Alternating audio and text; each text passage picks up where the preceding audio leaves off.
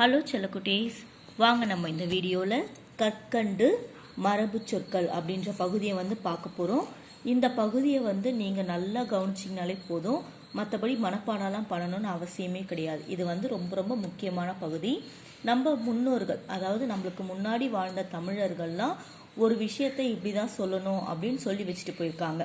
அதே மாதிரி அதே சொற்களால் நாமும் பயன்படுத்துறத மரபு சொற்கள் அப்படின்னு சொல்லுவோம். இப்போ விலங்குகள்லாம் பார்த்தீங்கன்னா எல்லாமே கத்த தான் செய்யும். அப்போ ஆடு கத்துது, மாடு கத்துது, சிங்கம் கத்துது, புலி கத்துது அப்படின்னு சொல்லிட்டு போகாமல் ஒவ்வொரு விஷயத்துக்கும் ஒவ்வொரு விலங்குகளும் இப்படி தான் கத்துது அப்படின்ட்டு அதுக்கு பேர் வச்சுட்டு போயிருக்காங்க. அப்போ நம்ம தமிழ் மொழியோட சொல் வளம் எவ்வளோ சொற்கள் இருக்குது பாருங்க நம்ம தமிழ் மொழியில்.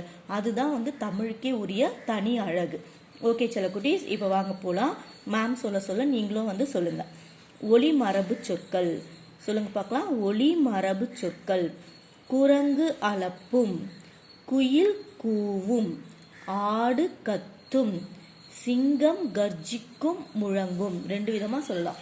சிங்கம் என்ன பண்ணும்? கர்ஜிக்கும் முழங்கும். நாய் குரைக்கும், புலி உருமும், யானை பிளிரும், ஆந்தை அலரும், மயில் அகவும், பாம்பு சீரும். அடுத்து பாருங்க, விலங்குகளின் இளமை பெயர் மரபு சொற்கள்.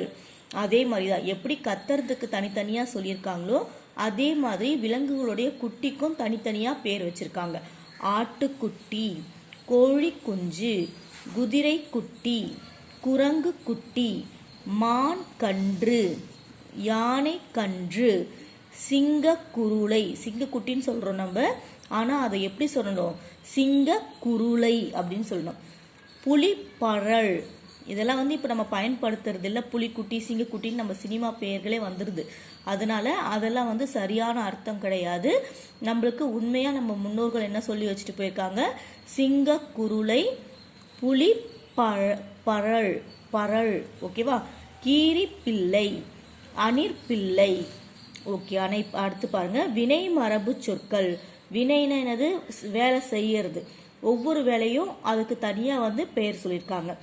அம்பு எய்தார், ஆடை நெய்தார். இது அம்பு எய்தார், இது ஆடை நெய்தார். பூ பறித்தாள், மாத்திரை விழுங்கினான், நீர் குடித்தான், சோறு உண்டான், கூடை முடைந்தார், சுவர் எழுப்பினார், முறுக்கு தின்றாள், பால் பருகினாள். ஓகேவா? அடுத்து என்ன சொல்லியிருக்காங்க? தாவரங்களின் உறுப்பு பெயர் மரபு சொற்கள். மா பலா வாழை இலை. இந்த மா பலா வாழை மரத்தினுடைய இலைகளை இலைன்னு தான் சொல்றோம். ஈச்சமரம், தென்னை மரம், பனை மரம் இலைகளை ஓலைன்னு சொல்லணும். ஓகேவா? கம்பு, கேழ்வரகு, சோளம் தட்டை, நெல், புல், திணை, தாள், அவரை, கத்திரி, முருங்கை, வெள்ளரி, பிஞ்சி. அடுத்து பாருங்க, பூச்சிகள், பறவைகள், விலங்குகள் இருப்பிட மரபு சொற்கள். கரையான் புற்று. மேம் கூட சேர்ந்து சொல்றீங்க தானே? கரையான் புற்று, மாட்டு தொழுவம், கோழி பண்ணை, சிலந்தி வலை, நண்டு வலை, ஆட்டுப்பட்டி, குதிரை கொட்டில், குருவி கூடு, எலி வலை, யானை கூட்டம். ஓகே செல்லக்குட்டீஸ், இப்போ நம்மளுடைய மரபு சொற்கள்லாம் நீங்கள் பார்த்தீங்க. அடுத்த வீடியோவில் நம்ம படிப்போம், சிந்திப்போம், எழுதுவோம் பற்றி பார்க்கலாம். தேங்க்யூ.